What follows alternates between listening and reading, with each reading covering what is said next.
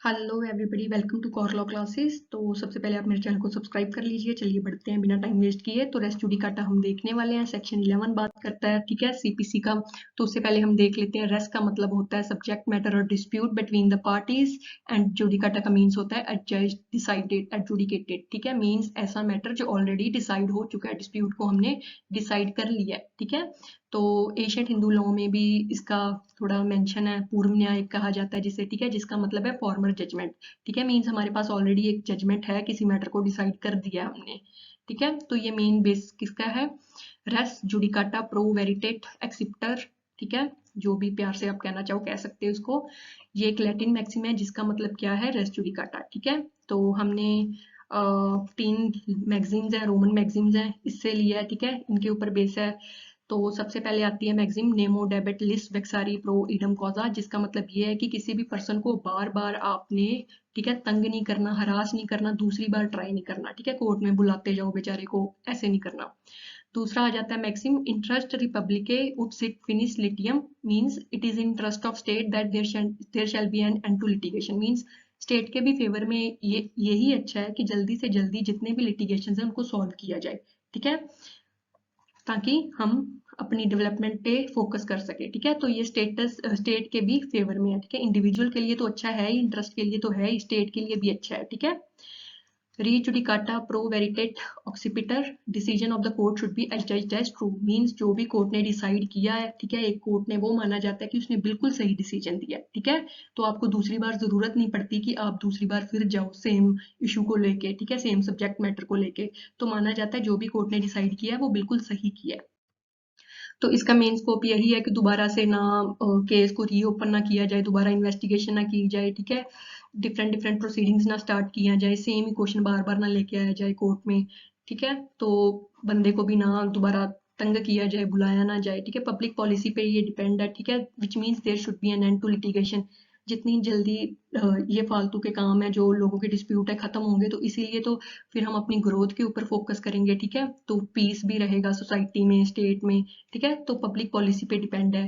Create certainty इन judicial decision, means कि अगर मान लो ए ने बी के अगेंस्ट केस डाला था, कोर्ट ने फेवर दे दी जजमेंट ए के, ठीक है। अब बी ने गुस्से में आके फिर केस डाल दिया, अब कोर्ट ने फेवर दे दी जजमेंट बी में, ठीक है।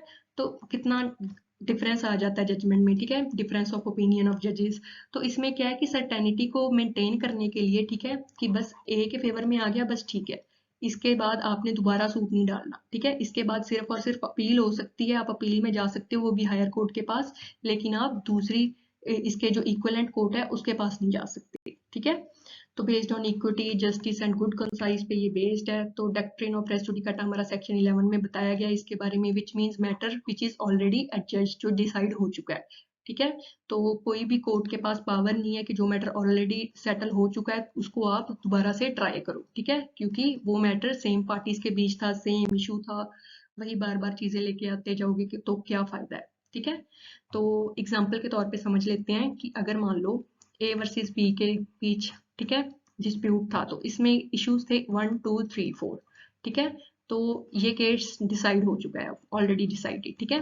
तो अब बी ने क्या किया, ये ए के फेवर में आ गई, बी ने गुस्से में फिर केस डाल दिया, तो अब ये लेके आता है इश्यूज 1 2 3 4 किए तो हैं ही, साथ में 5 6 7 को भी ले आता है।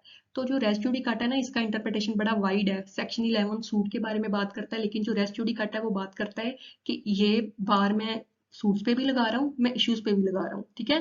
तो यहाँ पे जो डिसाइड हो चुके हैं ऑलरेडी, इन इश्यूज पे भी रेस जुडिकाटा लगेगा, ठीक है। सूट पे तो लगेगा, इन इश्यूज पे भी लगेगा। तो अब कोर्ट ने जो डिसाइड करनी है वो सिर्फ ये वाले इश्यूज है, ठीक है। कोर्ट अब इनको डिसाइड करेगी, 5 6 और 7, ठीक है। इनको नहीं डिसाइड करेगी क्योंकि ये ऑलरेडी डिसाइडेड है, रेस जुडिकाटा लग जाता है इन पे। तो अब हम देख लेते हैं बियर लैंग्वेज, ठीक है। तो बियर लैंग्वेज क्या बताती है?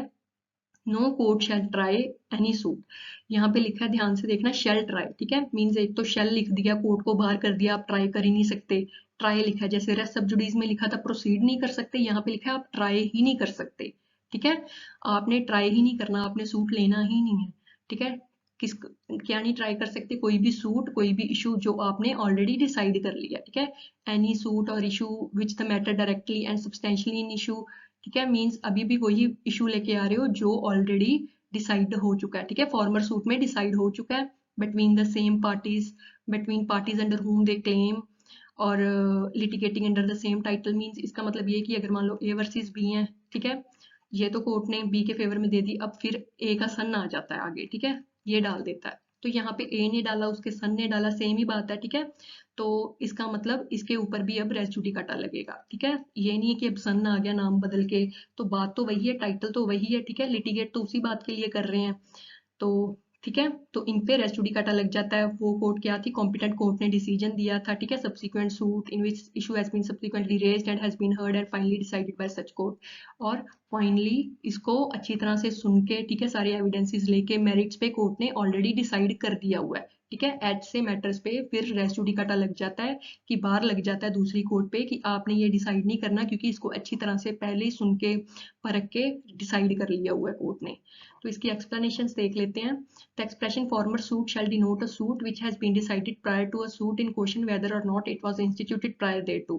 Means यहाँ पे जो former suit की बात की जा रही है उसकी बात की जा रही है कि जो पहले डिसाइड हुआ, ये नहीं जो पहले इंस्टीट्यूट हुआ, लेकिन जो पहले डिसाइड हुआ, जैसे रेस्ट सब जुडीज में हम देखते थे कि पहले इंस्टीट्यूट कौन सा हुआ, टाइम देखते हैं, फिर उसको कंटिन्यू करते हैं, यहाँ पे जो डिसाइड होता है पहले उसी को फॉर्मर सूट मानते हैं। जैसे मान लो कोई सूट है 2015 में इंस्टीट्यूट हुआ था, ठीक है, तो अब उसका चलता जा रहा है अभी तक, ठीक है, लेकिन एक 2020 में फिर डाल दिया, ठीक है, सेम पार्टीज ने डाल दिया, वो डिसाइड हो जाता है 2022 में, ये डिसाइड होता है 2023 में, तो अब रेस जुडिकाटा लगेगा, किस पे लगेगा, इस वाले पे लगेगा, इवन दो वो पहले इंस्टीट्यूट हो गया था, लेकिन जो डिसाइड हुआ है पहले हम यहाँ पे उसको फॉर्मर सूट मान रहे हैं, ठीक है, तो ये 2022 में डिसाइड हो गया, ठीक है, एक साल पहले हो गया, तो ये फॉर्मर सूट है, इसकी जजमेंट फाइनल है, तो इस पे अब रेस जुडिकाटा लग जाता है, ये कोर्ट नहीं अब डिसाइड करेगी, ठीक है। एक्सप्लेनेशन 2 क्या बताती है कि कोर्ट है जो कोर्ट ने जो डिसाइड किया है, ठीक है, जो भी हमारा इशू था वो कॉम्पिटेंट कोर्ट थी, ठीक है, कॉम्पिटेंट कोर्ट ने डिसीजन दिया था ऑलरेडी, तो अब ये नहीं है, अब इसके अगेंस्ट अपील जा सकती है, अब इसके सबसे जैसे कहते हैं इक्विवेलेंट कोर्ट में आप नहीं जा सकते, ठीक है, मींस ये डिस्ट्रिक्ट कोर्ट थी, तो अब ये डिस्ट्रिक्ट कोर्ट ने डिसाइड किया, अब आप दूसरी डिस्ट्रिक्ट कोर्ट में चले गए, ऐसे नहीं, इसके अगेंस्ट सिर्फ और सिर्फ अपील जा सकती है हाई कोर्ट में या सुप्रीम कोर्ट में, लेकिन आप यहाँ पे नहीं जा सकते, ठीक है, इक्विवेलेंट नहीं जा सकते। सेम अगर हाई कोर्ट भी है उस पर भी यही अप्लाई करता है, एक हाई कोर्ट ने रिजेक्ट कर दिया, इसका मतलब ये नहीं अब दूसरी हाई कोर्ट में चले जाओ, ठीक है, तो हाई कोर्ट के ऊपर आप सुप्रीम कोर्ट जा सकते हो, लेकिन उसके इक्विवेलेंट दूसरी हाई कोर्ट में नहीं जाओगे आप। तो explanation 3, the matter above referred to must in the former suit have alleged by one party and either denied or admitted। तो अब ये जो issues थे, ठीक है, जिस भी कोई भी मामला था, जिस जो भी चीज का डिस्प्यूट था, एक पार्टी अलेज कर रही थी, ठीक है, दूसरी पार्टी क्या कर रही थी, उसको डिनाई कर रही थी, एक कह रहा था इसने ये किया है, ठीक है, दूसरा कह रहा है कि नहीं मैंने ये चीज नहीं की, ठीक है, या फिर मेरा ये पोजेशन है, दूसरा कह रहा है कि नहीं इसका ये पोजेशन नहीं है, ठीक है, एक्सप्रेसली या इम्प्लाइडली उनके ऊपर क्या लग जाता है, रेस जुडिकाटा अप्लाई हो जाता है। एक्सप्लेनेशन 4 क्या हमें बताती है, ये कंस्ट्रक्टिव रेस जुडिकाटा की बात करती है। रेस जुडिकाटा एक तो मीन्स जो डायरेक्टली ये चीजें हैं, ठीक है, जो डिसाइड हो चुके हैं। कंस्ट्रक्टिव रेस जुडिकाटा एक तरह का आपको आर्टिफिशियल रेस जुडिकाटा कह सकते हैं कि जिस चीज को आप लेके आ सकते थे आप लेके नहीं आए तब, ठीक है, जब टाइम था तब तो आप बोले नहीं, तो अब आप बोल रहे हो, इसीलिए आपको रोका जाता है कि अब नहीं, ठीक है, अब नहीं आप लेके आ सकते इस इशू को, आपके पास तब टाइम था, तब आपके पास वो डिफेंस था, आप तब वो डिफेंस दे सकते थे, प्लेंटिफ के पास भी वो राइट था, वो अटैक कर सकता था इस पॉइंट को लेके, उसने नहीं किया, तो अब दोबारा से कंस्ट्रक्टिव रेस जुडिकाटा लग जाता है, दोबारा नहीं आप लेके आओगे, ठीक है, कंस्ट्रक्टिवली, ठीक है, तो एक तरह का अब बार किया जाता है आपको, मीन्स जैसे मान लो पोजेशन डिसाइड कर रहे थे, ठीक है, डिस्पोजेस किया है, तो दूसरी बार फिर आ जाता है, प्लेंटिफ आ जाता है कि नहीं इसने तो ना मुझे बड़ी बुरी तरह से डिस्पोजेस किया है, ठीक है, इलीगली डिस्पोजेस किया है। जब ये पोजेशन का सूट ट्राई हो रहा था तब भी आप ये डिस्पोजेशन वाली बात लेके आ सकते थे कि मुझे इलीगली डिस्पोजेस किया है, ठीक है, तो तब आप नहीं लेके आए, चुप रहे, सिर्फ यही इशू सॉल्व कर रहे थे कोर्ट, तो अब आप दोबारा से नहीं लेके आ सकते क्योंकि कंस्ट्रक्टिव रेस जुडिकाटा लग जाता है, तब बोल सकते थे, नहीं बोले, तो ये आपकी प्रॉब्लम है, ठीक है, कोर्ट की नहीं। तो explanation 5, any relief claimed in plaint which is not expressly granted by the decree shall for the purpose of this section be deemed to have been refused।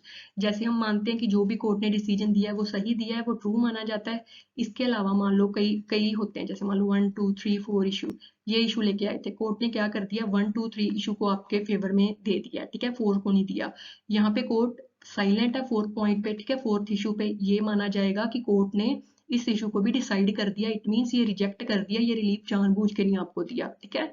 तो अब आप इस फोर्थ इशू के लिए दोबारा से नहीं जाने वाले, ठीक है, दूसरी कोर्ट में। तो इट मीन्स जहाँ पे कोर्ट साइलेंट है, डिक्री दे दी है कोर्ट ने, तो माना जाएगा कोर्ट ने उसको भी डिसाइड कर दिया है, ठीक है। तो फिर इस फोर्थ इशू पे भी रेस जुडिकाटा लग जाता है। एक्सप्लेनेशन 6 बात करती है रिप्रेजेंटेटिव सूट की। ये तो हमें सबको पता है कि अगर मान लो ए सूट फाइल कर रहा है, ठीक है, किनके बिहाफ पे, एक्स वाई जेड इनके बिहाफ पे, ठीक है। तो अब सूट है बी के अगेंस्ट, ठीक है। अब ये नहीं होगा बी के फेवर में आ जाती है जजमेंट तो एक्स दोबारा चला जाता है कि मैं चलो चला जाता हूँ। इसने ये रिप्रेजेंटेटिव कैरेक्टर में था, ठीक है, ये इन तीनों के बिहाफ पे सूट फाइल कर रहा था। तो यहाँ पे इन तीनों को भी ये पार्टी बना रहा था, तो डीम किया जाएगा कि ये तीनों भी प्लेंटिफ ही हैं, ठीक है, को प्लेंटिफ्स हैं, तो इनके ऊपर भी क्या लगेगा, रेस जुडिकाटा लगेगा, ठीक है। तो एक एक बंदा नहीं आता जाएगा कि चलो वाई चला जाता है या जेड चला जाता है, ठीक है। Where person litigate bona fide in respect of a public right or of a private right claimed in a common for themselves and others, all persons interested in such right shall for the purpose of this section be deemed to claim under the person so litigating। तो माना जाएगा ये persons ने भी इसी case में parties बन चुके थे, इन्होंने भी जजमेंट ले ली हुई है, ठीक है। बी के अगेंस्ट जो आई है वो इनके अगेंस्ट भी एग्जीक्यूट की जाएगी, ठीक है। तो एक्सप्लेनेशन 7 बात करती है कि जो हमारा रेस जुडिकाटा है ये एग्जीक्यूशन प्रोसीडिंग्स पे भी अप्लाई करता है, ठीक है। मींस एक बार मान लो एग्जीक्यूशन प्रोसीडिंग्स एग्जीक्यूशन हो चुकी है आपकी, ठीक है, दूसरी बार फिर आप डाल देते हो एग्जीक्यूशन सूट, तो उसके ऊपर भी लगेगा, ठीक है। बार बार आपने सेम ही चीज को लेके दोबारा दोबारा एग्जीक्यूशन नहीं करवानी। इसके अलावा हो सकता है कि आपका 50% पार्ट ही एग्जीक्यूट हुआ है, ठीक है, तो अब आप एग्जीक्यूट करवा सकते हो जो रिमेनिंग 50% है, ठीक है। बाकी के सारे पार्ट के लिए नहीं आपने एग्जीक्यूशन डालनी, ये जो रिमेनिंग है 50% इसके लिए कोर्ट आपको देने वाला है, ठीक है, एग्जीक्यूशन। बाकियों पे इस 50 पे रेस जुडिकाटा लग जाएगा। It shall apply to proceeding for the execution of a decree and reference in this section to any suit, issue, former suit, ठीक है। तो कोई इशू है, कोई सूट है, कोई former suit shall be construed as reference respectively to a proceeding for the execution of the decree. तो अब क्या है, उसके ऊपर भी अप्लाई करेगा question arising in such proceedings and former proceedings for the execution of that decree, ठीक है। तो अगर मान लो 50% या 60% पार्ट या, ठीक है, इतनी एग्जीक्यूशन हुई थी तो रिमेनिंग 40 पे अब होएगी एग्जीक्यूशन, ठीक है। इस 50-60 को नहीं आप लेके आ सकते दोबारा से, इस पे रेस जुडिकाटा लग जाता है। तो वही बात मैंने फिर बता दी, चलो। तो एक्सप्लेनेशन 8 ये बात करता है कि any issue heard and finally decide, एक बार डिसाइड कर दिया ना सुन के, ठीक है, उस कोर्ट के पास तब क्या थी, लिमिटेड जुरिस्डिक्शन थी, ठीक है। लेटर ऑन क्या होता है कि मान लो एक्सीड कर जाती है वैल्यू, ठीक है, पेक्यूनरी वैल्यू से एक्सीड कर दिया जाता है। तो अब मान लो कोर्ट ने डिसाइड कर दिया, या मान लो इन फ्यूचर जैसे हम कहते हैं कि मार्केट प्राइस जैसे बढ़ जाते हैं, ठीक है, मान लो पेक्यूनरी वैल्यू बढ़ जाती है, तो अब ये तो कहेंगे नहीं इस ये फर्स्ट कोर्ट है, इसके पास जुरिस्डिक्शन ही नहीं है, ठीक है, क्योंकि इसकी पेक्यूनरी जुरिस्डिक्शन से बाहर जा रहा है, ऐसा नहीं किया जाएगा, ठीक है। तो ऐसे में तो फिर हर कोई आता जाएगा कि जो हारता जाएगा तो वो कोई ना कोई मीन्स बहाना लेके आके कि इस सूट की तो वैल्यू ज्यादा है, ठीक है, जानबूझ के बढ़ा के ले आएगा कि ये वाली कोर्ट की तो जुरिस्डिक्शन नहीं थी, इसने जो डिसीजन दिया वो खराब दिया है, ठीक है। तो इस चीज को प्रोटेक्ट करने के लिए कि कोई बात नहीं, अगर एक्सीड भी होगी है पेक्यूनरी जुरिस्डिक्शन तब भी वो डिसीजन फाइनल ही माना जाएगा, तो उसके ऊपर भी रेस जुडिकाटा लगने ही वाला है, ठीक है। तो नेक्स्ट आ जाता है हमारा कि एसेंशियल्स, फिर रेस जुडिकाटा की अगर हम देखें एट लास्ट यही है एसेंशियल्स की। अगर मान लो हमने रेस जुडिकाटा मींस बार करवाना है कोई सूट, तो उसके लिए कौन सी कंडीशंस होनी चाहिए। रेस जुडिकाटा वैसे तो हर केस में अप्लाई नहीं करेगा, तभी अप्लाई करेगा, दो सूट्स हैं मींस एक पहले सूट इंस्टीट्यूट किया था, एक आपने अब कर दिया, ठीक है। पार्टीज हैं जो वो भी सेम है, ठीक है, ए वर्सेस बी थे पिछली में भी, मान लो अब बी वर्सेस ए आ गए हैं, ठीक है, सेम पार्टीज हैं, सब्जेक्ट मैटर सेम है, ठीक है, और आइडेंटिकल और related to the former suit इधर एक्चुअली और कंस्ट्रक्टिवली, ठीक है, मीन सेम ही बात कर रहे हो आप। और फाइनली, ठीक है, उसको किया, उसको डिसाइड कर लिया हुआ है, हर्ड एंड फाइनली डिसाइडेड, ठीक है, सारे मेरिट्स पे डिसाइड कर दिया, ठीक है। Farmer suit should be decided by the court of, और जो डिसाइड किया था कोर्ट ने उसकी कॉम्पिटेंट जुरिस्डिक्शन थी, ठीक है, वो कॉम्पिटेंट था, वो रिलीफ दे सकता था आपको वो वाला, और वो रिलीफ दे दिया उस अकॉर्डिंग। पार्टीज हैं जो सेम टाइटल के लिए आ रही हैं अब नए सूट में भी, ठीक है, लिटिगेट कर रही हैं सेम टाइटल के लिए।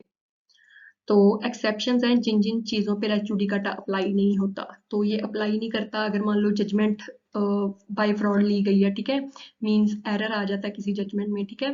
तो मान लो कोई चीज इग्नोर कर दिया कोर्ट ने, कोई इल्म ने ऑर्डर दे दिया है कि प्रॉपर एनालाइज नहीं किया, मेरिट्स पे नहीं दिया, ठीक है, एविडेंस नहीं लिए, मान लो या फिर पार्टी ने फ्रॉड कर दिया, ऐसे कोई करके झूठ बोल के जजमेंट ले ली गई है, तो वहां पे फिर रेस जुडिकाटा नहीं लगेगा। ऐसे मैटर को माना जाता है कि ये अरनियस ऑर्डर है, ठीक है, तो ये फाइनल तो है नहीं, तो अब फिर आप दूसरा सूट डाल सकते हो, ठीक है, रेस जुडिकाटा नहीं लगने वाला। तो वेयर एसएलपी इज डिसमिस्ड, अगर मान लो स्पेशल लीव पिटीशन डिसमिस हो चुकी है, ठीक है, विदाउट एडजुडिकेशन और डिसीजन, ठीक है, इन लिमने ऑर्डर हो गया, मेरिट्स पे नहीं डिसाइड किया, कोर्ट ने कुछ इग्नोर कर दिया, तो वहां पे भी रेस जुडिकाटा नहीं लगेगा, ठीक है। तो डिफरेंट कॉज ऑफ एक्शन, अब मान लो कोई cause of action he different है, ठीक है, पहले मान लो आप पोजेशन की बात कर रहे थे, अब आप कॉज ऑफ एक्शन लेके आए हो कि ओनरशिप का मामला डिसाइड करवा दो हमारा, ठीक है, तो अब ओनरशिप और पोजेशन में डिफरेंस तो है ना, ठीक है, तो अब आप कॉज ऑफ एक्शन डिफरेंट लेके आए हो, तो वो वहां पे रेस जुडिकाटा नहीं लगेगा। इसके अलावा इंटरलोकेटरी ऑर्डर या इंटरिम ऑर्डर्स, हमें पता है एक सूट में बड़े सारे ऑर्डर्स हो सकते हैं, तो इनके ऊपर रेस जुडिकाटा नहीं लगने वाला, ठीक है। तो अगर मान लो उस ऑर्डर पे लगेगा, अगर मान लो कोर्ट ने जजमेंट दी है, प्रॉपर सारा कुछ एनालाइज करके judgement means proper reason order दिया है, ठीक है, सबको एनालाइज करके एग्जामिन करके, तो अब दोबारा से सेम चीज के ऊपर नहीं आपने ऑर्डर लेना। अदरवाइज इंटरलोकेटरी ऑर्डर के ऊपर रेस जुडिकाटा नहीं लगेगा, लेकिन मान लो आप फिर से वही चीजें बार बार लेके आ रहे हो, उसी चीज को लेके दोबारा ऑर्डर मांग रहे हो, तो फिर उस पे लगेगा, ठीक है। तो ये डिपेंड करेगा, फैक्ट्स पे डिपेंड करेगा कि कैसे हैं, ठीक है, फैक्ट्स एंड सर्कमस्टांसिस। इसके अलावा waiver of a degree of res judicata, अगर मान लो पार्टी खुद ही नहीं तब क्वेश्चन करती, ऑब्जेक्ट करती, ठीक है, तो फिर उस पे भी रेस जुडिकाटा नहीं लगना, ठीक है, पार्टी ने खुद ही कह दिया, जहाँ पे खुद ही नहीं बोली कुछ दूसरे सूट में आके, तो फिर कोर्ट क्या करेगी इसमें, ठीक है। तो court not competent to decide, ये भी अरेनियस डिसीजन हो गया कि जो कोर्ट के पास जुरिस्डिक्शन ही नहीं थी उसने डिसाइड कर दिया, अरेनियस जजमेंट है, तो इसीलिए उन पे भी रेस जुडिकाटा नहीं लगता। तो when there is a change in law, ठीक है, अब लॉ चेंज हो गया, ठीक है, न्यू लॉ आ गया, तो अब पार्टी के राइट्स अराइज हो रहे हैं, तो इसके ऊपर भी रेस जुडिकाटा नहीं लगेगा, ठीक है, ऐसे भी आप नया सूट लेके आ सकते हो। तो इसके अलावा दूसरी चीजें इंटरिम ऑर्डर्स, ठीक है, जैसे मान लो injunction, arrest of defendant, attachment of property, इनके ऊपर रेस जुडिकाटा नहीं लगने वाला, ठीक है।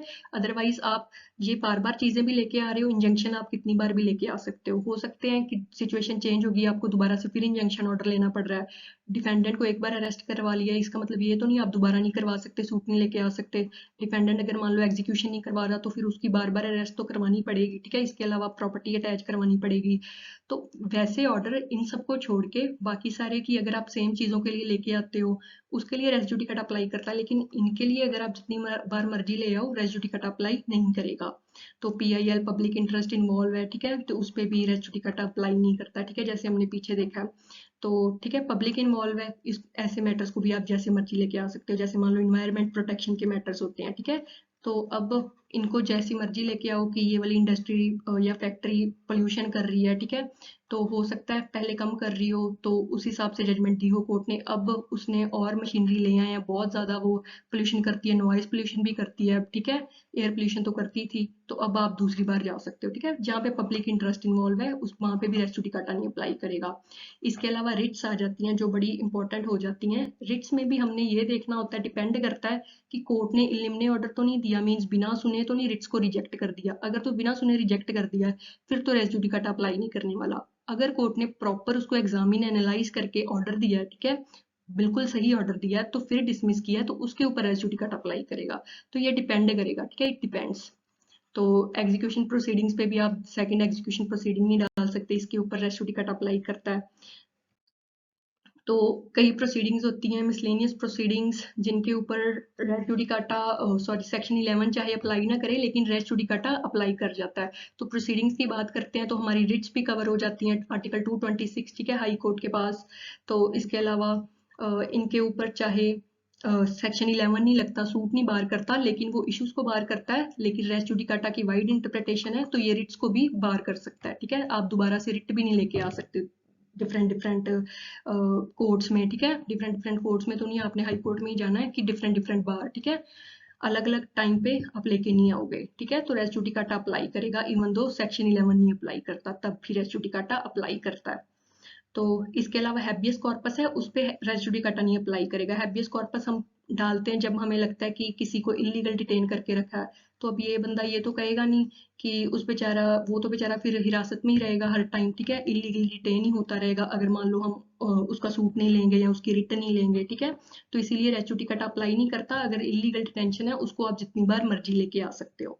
तो ये भी डिपेंड करेगा रिट्स की तरह ही, ठीक है। तो रिट्स के ऊपर वैसे तो डिपेंड है कि रेस्क्यू टिकट लगे या ना लगे। अगर कोर्ट ने रीजन ऑर्डर दिया है, ठीक है, प्रॉपर मेरिट्स पे डिसाइड किया है तो फिर लग जाता है। अगर नहीं किया तो रेस्क्यू टिकट नहीं लगता, आप दोबारा से लेके आ सकते हो। लेकिन हैबियस कॉर्पस में थोड़ा सा ये बताया जाता है कि इसके ऊपर हो सके तो रेस्क्यू टिकट हम ना अप्लाई करें तो अच्छा है, ठीक है। तो रेस्क्यू टिकट अप्लाई किस किस पे करता है अब ये देख लेते हैं हम। को डिफेंडेंट्स, को डिफेंडेंट्स मीन्स कि जो मान लो ए है वर्सेस बी है, मान लो सी है, ठीक है। यहाँ पे को डिफेंडेंट कौन है, बी का को डिफेंडेंट है सी, ठीक है। तो अब रेस्क्यू टिकट इन दोनों पे भी लगेगा, ठीक है। मान लो अगर बी वर्सेस सी भी आ जाते हैं सेम चीज को लेके तो इनके ऊपर भी रेस्क्यू टिकट लगेगा, ठीक है। तो रेस्क्यू टिकट अप्लाई। इसके अलावा को प्लेंटिव, मान लो ए है, एक्स है वर्सेस बी सी, को डिफेंडेंट की बात कर ली, सेम ए और एक्स पे भी रेस्क्यू टिकट लगने वाला है। प्रोफोर्मा डिफेंडेंट की बात करते हैं कि मींस जिससे हम रिलीफ नहीं मांग रहे, प्रोफोर्मा वो है लेकिन उसको हमने पार्टी बना दिया, ठीक है, क्योंकि जरूरी था। तो इसको, इससे हमने पर्सनली रिलीफ नहीं मांगा, रिलीफ हमने सिर्फ ए से ही मांगा है। मान लो बी ने ए से ही मांगा है, ठीक है, लेकिन एक्स को भी बना लिया प्रोफोर्मा डिफेंडेंट, ठीक है, क्योंकि जरूरी था उसको बनाना पार्टी। तो आ जाते हैं हमारे पास। तो ये भी डिपेंड करेगा कि ये एक्स के ऊपर भी रेस्क्यू टिकट लगेगा, डिपेंड करेगा कि मेयरली उसका नाम ही ऐड किया। अगर मेयरली वैसे ही उसको नेम ही उसका ऐड किया, ठीक है, डिफेंडेंट में, तो फिर नहीं रेस्क्यू टिकट लगने वाला। अगर मान लो उसका कोई एक्टिव रोल था, ठीक है, proforma defendant, as proforma defendant, तो देन उसके ऊपर रेस्क्यू टिकट लगने वाला है, ठीक है। तो ये भी डिपेंड करता है। तो इसके अलावा इंटरवीनर आ जाते हैं, ठीक है। इफेक्टेड पार्टी मीन्स जो ओरिजिनली पार्टी तो नहीं थे लेकिन इस जजमेंट से उनको इफेक्ट पड़ने वाला है, ठीक है। तो ये इफेक्ट हो सकती हैं या हो चुकी हैं तो उन्हें इंटरवीनर कहा जाता है, ठीक है। मींस इनके ऊपर भी रेस्क्यू टिकट अप्लाई करेगा, ठीक है, जो इफेक्ट हुई है इस डिसीजन से उनके ऊपर रेस्क्यू टिकट लगने वाला है, ठीक है। तो अब आ जाता है माइनर। माइनर का suit represented through next friend और गार्डियन, ठीक है। तो मींस अच्छी तरह से डिसाइड किया कोर्ट ने, तो माइनर के ऊपर भी अब रेस्क्यू टिकट लगने वाला है, ठीक है। तो अगर मान लो माइनर रिप्रेजेंट नहीं किया गया थ्रू नेक्स्ट फ्रेंड या गार्जियन, देन नहीं लगने वाला रेस्क्यू टिकट, फिर माइनर नया सूट लेके आ सकता है। अदरवाइज अदरवाइज अदरवाइज वैसे मतलब तो यही है हिंदी में, है ना, अदरवाइज और अदरवाइज, चलो नई चीजें। माइनर ने, ठीक है, रिप्रेजेंट किया था, अपना सूट डाला था नेक्स्ट फ्रेंड के थ्रू और कोर्ट ने अच्छी तरह से फाइनली और डिसाइड भी कर लिया उसको सुन के, ठीक है, तो रेस्क्यू टिकट अप्लाई करेगा। इसके अलावा एयर्स आ जाते हैं, ठीक है। एयर्स के ऊपर भी करने वाला है अप्लाई रेस्क्यू टिकट, ठीक है। जैसे मान लो कर्ता ने सूट डाला है, ठीक है, अपनी फैमिली के बिहाफ पे, तो इसमें क्या करा किया जाएगा, को पार्टनर्स हैं जो वो भी बाइंड होंगे, ठीक है। तो यहाँ पे उसने अपनी फैमिली के बिहाफ पे, ठीक है, रिप्रेजेंटेटिव कैपेसिटी में डाला है सूट, तो कर्ता क्या करेगा, को पार्टनर्स को भी बाइंड करने वाला है, ठीक है। तो अदरवाइज उसने कर्ता ने अपनी कोई पर्सनल कैपेसिटी में डाला था, फैमिली के साथ कोई लेना देना नहीं था, ठीक है, तो फिर नहीं बाइंड करने वाला। अगर फैमिली के बिहाफ पे था, रिप्रेजेंटेटिव कैरेक्टर था, तो फिर को पार्टनर और बाकी के फैमिली मेंबर्स भी बाइंड होने वाले हैं, उनके ऊपर भी रेस्क्यू टिकट लगने वाला है, ठीक है। तो फिर आ जाता है हमारे पास रिप्रेजेंटेटिव सूट। रिप्रेजेंटेटिव में अब 100 जने हैं, 10 जने हैं, जितने भी होंगे ये सारे बाइंड होंगे, ठीक है। तो रेस्क्यू टिकट अप्लाई कहाँ पे नहीं करता, हमने जैसे देखा है कि पब्लिक इंटरेस्ट लिटिगेशन है, ठीक है, तो ऐसे मामलों में नहीं करेगा। हैबियस कॉर्पस में नहीं करेगा, बंदा मींस बेचारा जेल में ही पड़ा रहेगा अगर हम उसका रिट नहीं लेंगे। रिट सिर्फ कोर्ट नॉट अप्लाई, इसमें कोर्ट ने रिट को डिसमिस कर दिया, ठीक है, और अपना माइंड नहीं अप्लाई किया, ठीक है, इलिम ने ऑर्डर दे दिया, तो उसके ऊपर फिर रेस्क्यू टिकट अप्लाई नहीं करेगा। इसके अलावा क्रिमिनल प्रोसीडिंग्स है वो तो जब मर्जी स्टार्ट की जा सकती हैं, ठीक है, तो इसके ऊपर भी रेस्क्यू टिकट अप्लाई नहीं करने वाला। इनकम टैक्स प्रोसीडिंग्स है, ऐसी प्रोसीडिंग्स को भी कभी भी रीओपन किया जाता है तो इनके ऊपर भी रेस्क्यू टिकट अप्लाई नहीं करेगा। तो बोल बोल के मेरे को प्यास लगी। तो इसके अलावा कुछ केसेस हैं, ये आप देख लेना, सत्यादन घोषल वर्सेस दियोराजन देवी। तो it means once the matter is adjudicated it must not be adjudged again, means एक बार डिसाइड हो गया दोबारा दोबारा से नहीं लेके आना। लालचंद वर्सेस राधा कृष्ण, ठीक है, ये भी बताता है हमें कि प्रिवेंट मल्टीप्लिसिटी, ठीक है, ठीक है, सेम मैटर को लेके बार बार नहीं आना, ठीक है, पार्टीज को तंग नहीं करना। Daryao versus state of Uttar Pradesh की डिपेंड्स अपॉन पब्लिक पॉलिसी, ठीक है, प्रोनाउंस्ड बाय कॉम्पिटेंट कोर्ट ने प्रोनाउंस किया है as essential part of rule of law. State of Karnataka versus all India manufacture organisation and others. तो जैसे PIL के मामले होते हैं, ये भी हमने देखना है कि अगर मान लो पब्लिक का मामला है, ठीक है, तो जजमेंट इन रेम है तो रेस जुडिकाटा लगेगा। लेकिन अगर मान लो, ठीक है, जैसे मैंने इन्वायरमेंट का बताया, ठीक है, डिपेंड करेगा सिचुएशन पे कि वहां पे हम अप्लाई नहीं करते, ठीक है। तो वैसे जजमेंट इन रेम ही है, ठीक है, वही सेम चीज है। तो फिर बार है, अगर मान लो कोई एडिशनल चीज आ जाती है, जैसे पोल्यूशन और होना स्टार्ट हो गया है, एयर के साथ नॉइज पोल्यूशन भी होना स्टार्ट हो गया है, तो ऐसी चीजों को आप लेके आ सकते हो, ठीक है। तो एक तरह का यहाँ पे रिप्रेजेंटेटिव भी ले सकते हैं, रिप्रेजेंटेटिव सूट तो बाइंड है। तो डिपेंड करता है मोस्टली कि रेस जुडिकाटा का प्रिंसिपल समझ आना चाहिए, फिर बाद में धीरे धीरे जैसे जैसे सूट्स आते जाएंगे फिर हम खुद ही इंटरप्रेट करते जाएंगे कि कहाँ पे लगना है कहाँ पे नहीं लगना, ठीक है। तो कंस्ट्रक्टिव रेस जुडिकाटा जो हमने देखा कि artificial form of res judicata की जो चीज आप लेके आ सकते थे पहले लेकिन आप लेके नहीं आए तब, ठीक है, तो फिर क्या होगा, अब आपको बार कर दिया जाएगा कि अब भी चुप ही रहो, ठीक है, पहले चुप रहे थे अब भी चुप रहो, ठीक है। तो एक्सप्लेनेशन 4 जो हमने देखी है कंस्ट्रक्टिव रेस जुडिकाटा की बात करती है। ये मेनली केस में डिसाइड किया गया था स्टेट ऑफ यूपी वर्सेस नवाब हुसैन, जहाँ पे सब इंस्पेक्टर था उसको डिसमिस कर दिया था डीआईजी ने, ठीक है। तो यहाँ पे उसने कहा, चैलेंज क्या किया, बाद में दोबारा से एक बार डिसमिसल हो गया, ये वाला केस था उसका। तो इसके बाद ये दोबारा सूट डाल देता है, कहता है कि मुझे अपॉइंट किया गया था बाय आईजीपी, ठीक है, डिफरेंट अथॉरिटी, लेकिन डिसमिस किया गया है इस अथॉरिटी के, ठीक है। जो अपॉइंटिंग अथॉरिटी होती है वही डिसमिस करती होती है। तो कोर्ट ने कहा कि पहले आप सो रहे थे, यहाँ पे जब आपकी डिसमिसल डिसाइड हो रही थी वहां पे बोल देते कि मुझे इन्होंने अपॉइंट नहीं किया तो डिसमिस नहीं कर सकते, ठीक है, कि अपॉइंटिंग अथॉरिटी अलग है डिसमिसल अलग है। अब नहीं बोलना आपने, ठीक है, आपको इसने किया और रिमूव इसने किया, अब कोई लेना देना नहीं, आप रिमूव हो चुके हो, ठीक है, दोबारा नहीं आ सकते दोबारा से। तो आपके ऊपर कंस्ट्रक्टिव रेस जुडिकाटा लग जाता है। तो बस फॉर्मर सूट वही है, हमने देखा कि जो पहले डिसाइड होता है, ठीक है, उसे फॉर्मर सूट कहा जाता है। तो एक्सप्लेनेशन हैं ये आप देख सकते हो। एक्सप्लेनेशन 1 क्या बात करती है, explanation 1 former suit which has been decided formerly, जो पहले डिसाइड हो चुका है, ठीक है, ना कि जो पहले इंस्टीट्यूट हुआ है। सेकंड में हम देखते हैं कि कोर्ट की जिस कोर्ट जो कोर्ट कॉम्पिटेंट थी उसने डिसीजन दिया है, ठीक है, उसके ऊपर रेस जुडिकाटा लगने वाला है। फिर ऑन मेरिट एक्सेप्टेड डिनाइड, ठीक है, ऑन मेरिट पे डिसाइड कर दिया है कि जो इशू था एक पार्टी एक्सेप्ट कर रही थी दूसरी डिनाई कर रही थी। फोर्थ एक्सप्लेनेशन कहती है कंस्ट्रक्टिव रेस जुडिकाटा जो लेके आ सकते थे आप लेके नहीं आए।